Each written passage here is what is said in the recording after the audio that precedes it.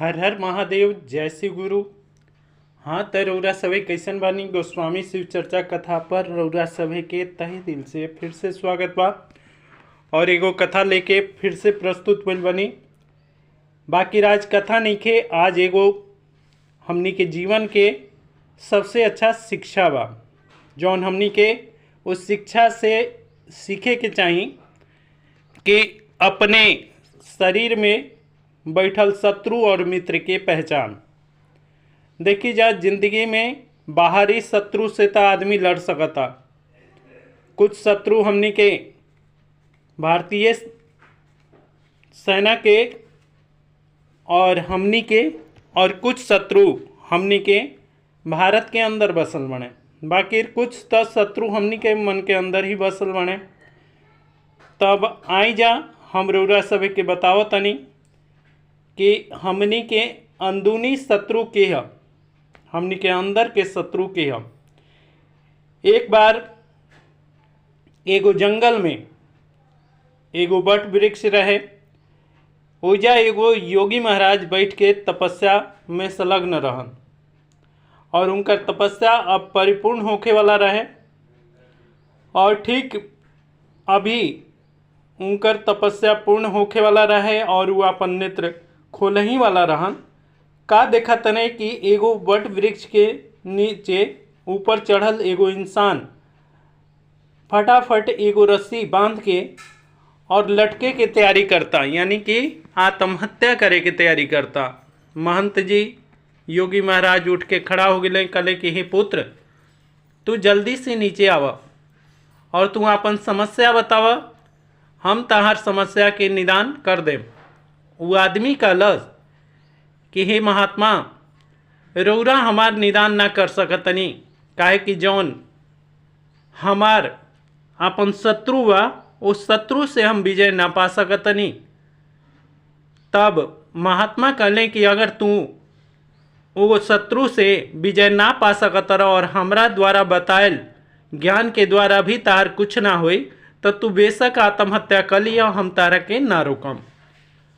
तब वो मनुष्य जौन आदमी रहे वो धीरे से नीचे उतर आयल और महात्मा के पैर छू के कलश की, हे प्रभु, देखी रउरा ज्ञान गुरु हैं, हम रउरा के मानत तनी और रउरा बताई कि हम का करी। कहले कि तू आपन बात बताव, तब हम बतावत तनी कि तहार शत्रु पर विजय कैसे तू प्राप्त करबा। वो इंसान कहलस कि देखी महात्मा जी, हम काफ़ी दिन से नौकरी के तलाश में घूमतनी, एजा तक कि जहाँ भी जातनी पता ना कौन प्रभु के ऐसा इच्छा बा, हमरा नौकरिए नहीं मिलत। हमार घर में अब खाए भर के दाना भी नहीं खे और हमार पत्नी हमार बच्चा सब भूखा बाणे सा, बिलखा तने सा, रो रो के इहे दुहाई करता सा कि हमरा खाना चाहिए, हमरा भोजन के प्रबंध कर दी। और ना तो आज हमार पत्नी हमरा से रुष्ट होके इहे बात कलसिया कि अगर रउरा भोजन के प्रबंध ना करके आइम तो रउरा गला में फांसी लगा के मर जाइम, वो मंजूर। बाकी रउरा रहते अगर हमनी के भूखे मरतन जा, ई नइखे मंजूर। यही चलते हम चारों तरफ से निराश होके और आज गला में ये फांसी लगावे जातनी, आपन दाह संस्कार करे जातनी। तब महात्मा कहले कि अरे तू इतना जल्दी हार गइल, अरे जौन शत्रु से तू लड़ल चाहता रहा उस शत्रु जानत रह उस शत्रु के हा। तब वो कहले कि बताई महात्मा जी, हम उहे तो जानल चाहतनी उस शत्रु पर विजय कैसे प्राप्त करी। तब कहले कि अरे शत्रु तहरा जौन निराशा बा, जौन तारा मन के निराशा बा, वो निराशा के उपस्थित करता तारा मन में, का तू जाना तारा। तब वो मनुष्य कहले कि ना, हम नहीं जानत। तब कहले कि अरे तारा अंदर बैठल तार निराशा के चलावे वाला वो और केहू ना ह, ताहार 5 कर्मेंद्रिय और ज्ञान इंद्रिय ही तार शत्रु हैं। जौना में सबसे प्रबल शत्रु जौन सबके इंद्रिय के राजा जे है उहे तहार शत्रु है। ऊ मनुष्य कहले कि हे प्रभु, हाथ जोड़ के निवेदन बा कि रउरा जल्दी से बताई और उस शत्रु पर विजय प्राप्त करे के हमरा के कोनो अस्त्र शस्त्र प्रदान करी, ताकि हम ओकरा से लड़ के हम विजय प्राप्त कर ली। तब वो कहले कि अस्त्र शस्त्र से उमरे वाला नहीं के, काहे कि हमनी के अंदर ही वो बसल बा, और जब तक हमनी के जिया तनी जा तब तक वो शत्रु और मित्र दोनों के काम करेला। अब तई मनुष्य और जाके घबरा गए कि अरे महात्मा जी का कहतनी कि हमनी के अंदर शत्रु और मित्र दोनों बसल बा और हमरा पते नहीं के आज तक कब से वो बस गए। तब वो कहले कि जहिया से तू धरती पर जन्म लेला, जहिया से प्रभु तारा के ये धरती पर भेजले और जहिया से तू ये धरती छोड़ के ना जीवा, तब तक वो शत्रु और मित्र तारा अंदर वास करत रही। तब वो कहले कि जल्दी से बता दी। तब वो कहले कि तहार सबसे प्रबल शत्रु तहार मन बा। मन के द्वारा तारा अंदर निराशा के प्रादुर्भाव भइल बा, अवतरित होइल बा। तारा अंदर निराशा उपस्थित हो गइल बा, जौना के चलते आज तू अपन जीवन से निराश होके जीवन लीला भी समाप्त करे जाता रहा। ये गलत बात बा। तू अपन जीवन लीला अभी समाप्त मत कर। तारा जीवन में हम देखा तनी तहार भाग्य रेखा बतावता कि तू बहुत बड़ तारा पदवी मिले वाला बा, और तू जल्दी से जा। हम तारा के बताओ तनी दक्षिण दिशा में चक्रवर्ती सम्राट राजा विक्रमादित्य के महल में ओइजा जा, और ओइजा तू बतैया कि जौन बट वृक्ष के नीचे राउर गुरुजी बैठल बनी उहे हमरा के भेजले बनी, और ऐसे ऐसे बात तू सब अपन कहानी बता दिया, और ऊ हम तारा के बतावतनी कि ऊ तहार ये मसला के हल कर दी हैं, और तू ये निराशा से भी छूट जीवा, और तब तू जीवन के बतैया कि जीवन में तारा शत्रु कहाँ गए। और ऊ आदमी गइल दक्षिण दिशा में जाके पहुंच गई राजा विक्रमादित्य के महल में, और विक्रमादित्य के महल में जब पहुंचल तब विक्रमादित्य के लगे उनका दरबार में जाके रो रो के सब कहानी सुनौलस। विक्रमादित्य हंसे लगले, कहले कि अरे मनुष्य, अरे भाई तू काहे निराश बाड़ा, बस तार अतने बना कि तारा घरे अन्न निके, तारा घरे तार सब के भूखा मरता।